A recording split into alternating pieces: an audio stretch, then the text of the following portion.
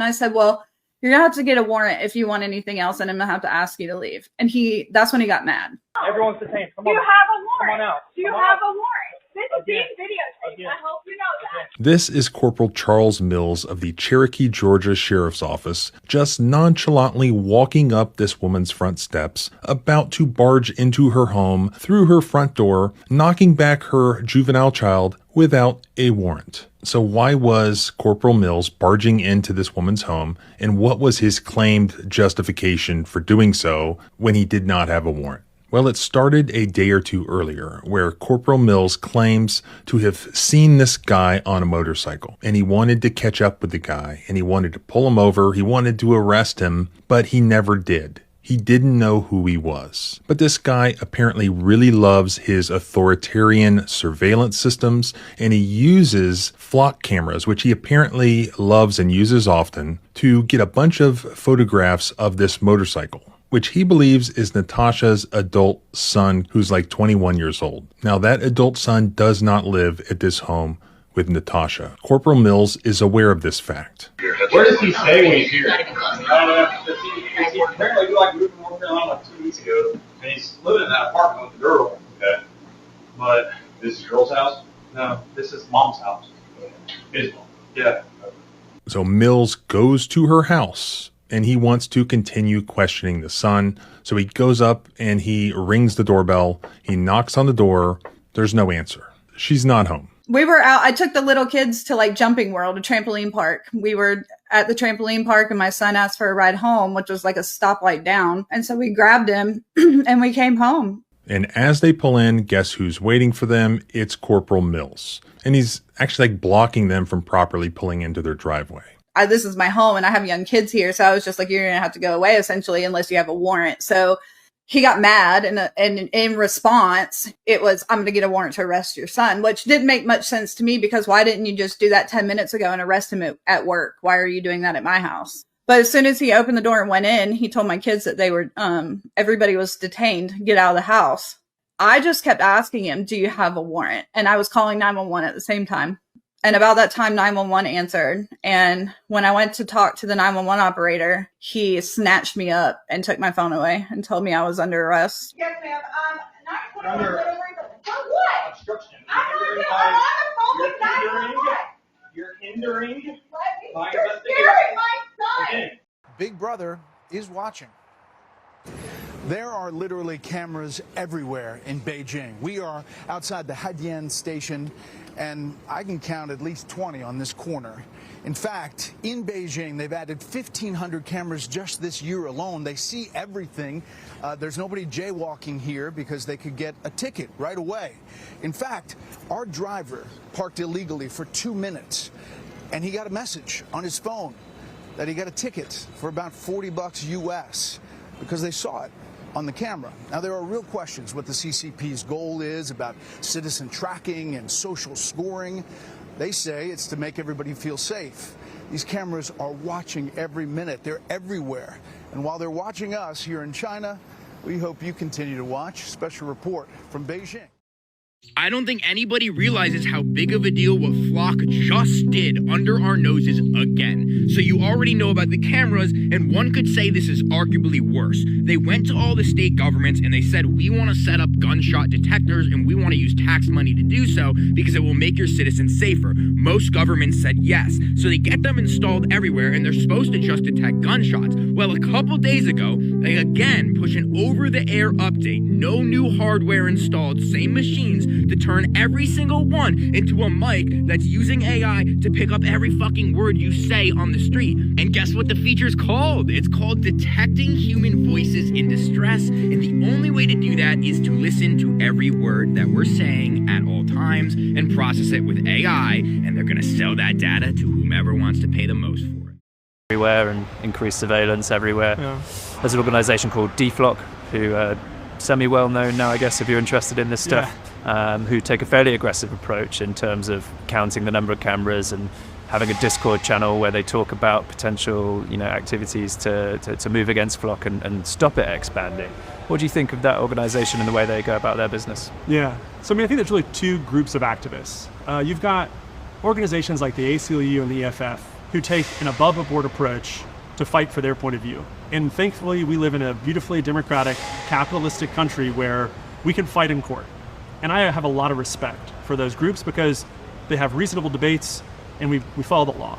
And then unfortunately, there's terroristic organizations like DFLOC, whose primary motivation is chaos. They are closer to Antifa than they are anything else. And that, I think, is unfortunate because we don't want chaos, or I don't want chaos. I like law and order. I like a society that has a bedrock of safety. So for those groups, I think it's just disappointing that they haven't chosen a more constructive mannerism to try to get what they want, which they have a right to have, but that's why we have a democratically elected process, right? Like we're not forcing FLOC on anyone. Elected officials know that as a community, you want to be safe. As a family, you want to be safe. And FLOC is the best way to create a safe community. I'm not sure DFLOC would agree with the terroristic label that you put on them, but This is a FLOC safety camera, a solar-powered, pole-mounted system designed to capture 6 to 12 images of passing vehicles along with metadata like time, location, and vehicle attributes. But the camera is only the edge of the system. That data moves through encrypted cellular links into FLOC OS, the central platform where events are stored, indexed, and searched. From there, the software layer comes online. Tools like FLOC Nova analyze patterns across location.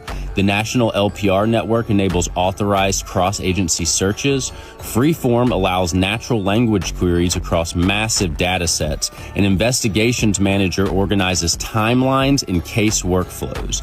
The hardware expands beyond cameras too. Mobile security trailers, acoustic detection sensors, and drone systems like DFR and Aerodome can all feed into the same platform.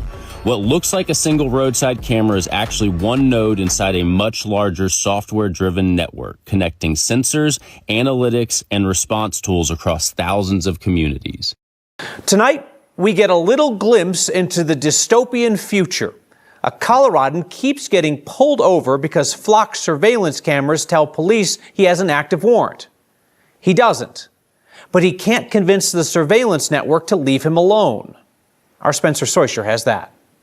Over here, they zipped out of nowhere and immediately got behind me with the lights flashing. There was no crime committed. No, I don't have a warrant. But Kyle Dosman is getting used to sitting in his car. I don't think this warrant has been on this car for very long. And answering questions. I continually am getting pulled over. I can't really use my truck in any fashion. Kyle made sure his dash cam was recording yesterday after Cherry Hills Village police officers pulled him over near the same area Saturday. Hello. Oh, we got you last week.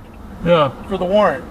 Oh. I was driving through here yesterday, and I got pulled over again. It was actually by the same officer. You need my license? No. Okay. I remember you, man. Okay. The Cherry Hills Village Police say the Gilpin County Sheriff has a warrant out with Kyle's plate, and it was put on a FLOC camera hot list. Everywhere in the state, every time I pass a camera, they get alerts in their car that I'm in the area. The FLOC cameras did alert to his license plate being associated to a warrant. Cherry Hills Village Police Chief Jason Lyon says when anyone with a warrant passes one of their FLOC cameras, they get an alert, but that Kyle doesn't actually have a warrant. Nobody should be stopped when there's no legitimate law enforcement purpose for that. Kyle has called both the Gilpin County Courts and Sheriff's Office to get off the list, but they've told him he needs to know who the warrant is for, which nobody can tell him. Yeah, all I know is I'm in this system now, and there's really no easy way to get out of the system once you're in it. So he continues to drive around, fearing when he's going to be stopped for questions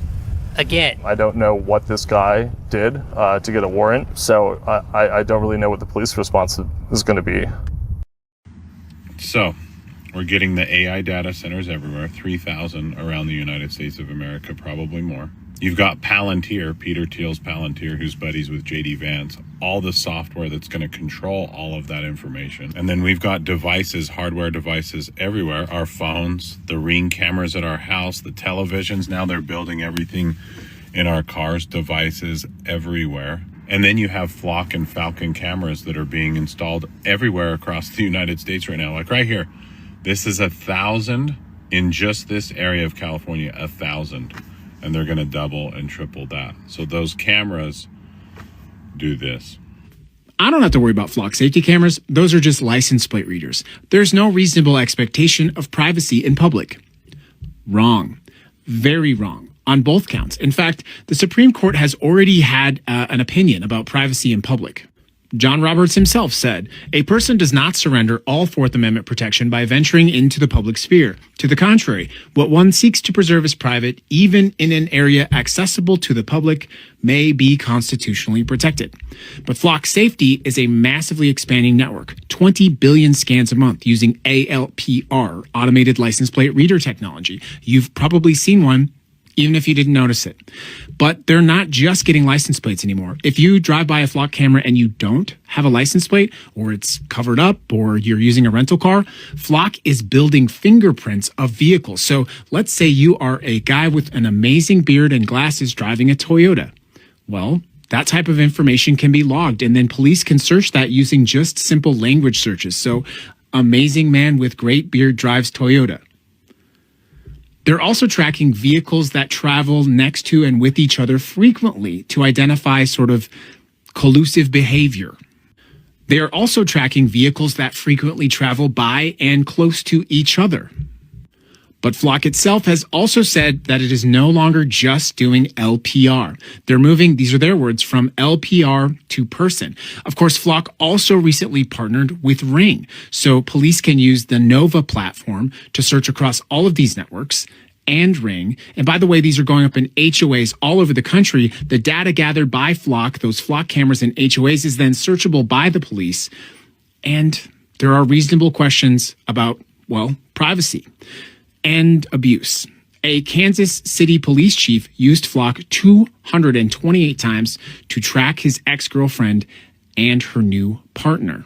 There are countless examples of police using Flock surveillance systems to track people engaging in First Amendment activities, what I believe to be a clear violation of the Constitution. This purchase will fund 72 ALPR cameras. Of the 72, which will include 11 cameras for the resort area, which would be funded by the Anaheim Police Foundation, 20 cameras that will be placed throughout the city based on crime trends and the needs of the department and the community.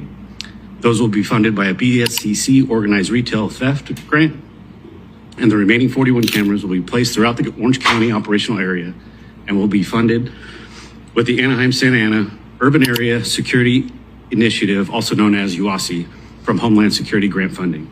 With that, we welcome any questions you may have. A Milwaukee cop just resigned after using Flock cameras to stalk a woman he was dating. He ran her plate 179 times in 2 months. According to the Institute for Justice, this is happening all over the country. They've documented at least 14 cases of officers using license plate readers to stalk romantic partners, exes, and in one case, a complete stranger a Florida deputy spotted on a TV set and decided to pull over. A Kansas police chief ran his ex-girlfriend's plate over 200 times. A Kentucky officer tracked an ex hundreds of times in 2 months. Every single one of these searches was logged as an investigation. The Milwaukee cop only got caught because his victims looked themselves up on a public website called Have I Been Flocked? A police officer who used license plate reader cameras to track down a woman and wrongly accuse her of theft will be disciplined. This story has been spreading online over the last month. Sergeant Jamie Milliman with the Columbine Valley Police Department showed up to a woman's home and claimed he had video evidence proving she stole a package. Milliman used the Flock safety cameras to track her down. Turns out the allegation was wrong. The woman ended up proving she wasn't the thief, and providing her own video evidence. The town administrator with Columbine Valley wrote that Officer Milliman will be disciplined, but won't elaborate beyond that. A federal judge in Norfolk has made the locations of more than 600 Flock safety surveillance cameras across Hampton roads public. The first time such a list has ever been released. Local cities and counties had previously denied requests for this information, citing Virginia's open records law and critical infrastructure protections. But now a federal lawsuit claims the city's use of these cameras violates Fourth Amendment rights, which protects against unreasonable search and seizures. The complaint, filed in 2024, seeks to stop Norfolk's use of the Flock system and erase the data already collected. My name is Brett, and I've been a Corona resident in District 4 for 15 years. I'm here to introduce DFlock Corona, a community coalition asking this council to cancel the city's contract with Flock Safety and remove the cameras that have been deployed throughout our city. Our website is dflock-corona.org. I'm here because new Flock cameras were recently installed between my home and my daughter's school. So now every time I make that drive, my family is being photographed and logged into a giant corporate database. I want to be clear what these cameras actually are, and I say that with somebody with 20 years of experience in IT. I've served as the chief network architect for Fortune 500 companies. I've designed data centers, and today I work on cloud infrastructure for one of the largest loan origination companies in the country. I'm not speculating on how this technology works. I've read their patents, and I know how it works. Flock advertises these cameras as simple license plate readers. Their own patents tell a different story. They're AI-powered surveillance machines that capture every passing vehicle and person and transmit that data to a private corporate cloud, making it queryable by a multitude of state and federal agencies. The city of Corona does not control that database, and Corona residents have no public record rights against a private company's servers. Our daily movements are being harvested by a $7.5 billion corporation that only answers to venture capital investors, not to us. Flock did not reach that valuation on their per-camera subscription fees. That math doesn't add up. The city council should also understand who they're doing business with. Flock's CEO was asked whether the company had any federal contracts. He said no. That was a lie. Public records revealed that Flock had been secretly running a pilot program giving the U.S. Border Patrol access to local police camera data without the knowledge of the cities that paid for the cameras. Now consider who's behind the company and where your data flows. Flock integrates directly with Palantir, a data fusion platform with a $30 million contract with ICE. Peter Thiel, the founder of Palantir, is also one of Flock's primary investors. These are not separate companies with separate agendas. They're connected actors that are building a connected infrastructure. Palantir's own CEO stated publicly just this month that his technology is being used as a political instrument designed to reduce the political power of certain voters. And that's the ecosystem that our Corona cameras are feeding into. We're not anti-police at all. We're against mass surveillance of innocent residents by a company with a documented record of deception built by investors with a stated political agenda. We're asking the City Council to start auditing the queries made against Flock's database to disclose any data sharing agreements and to take a vote to cancel the Flock safety contract.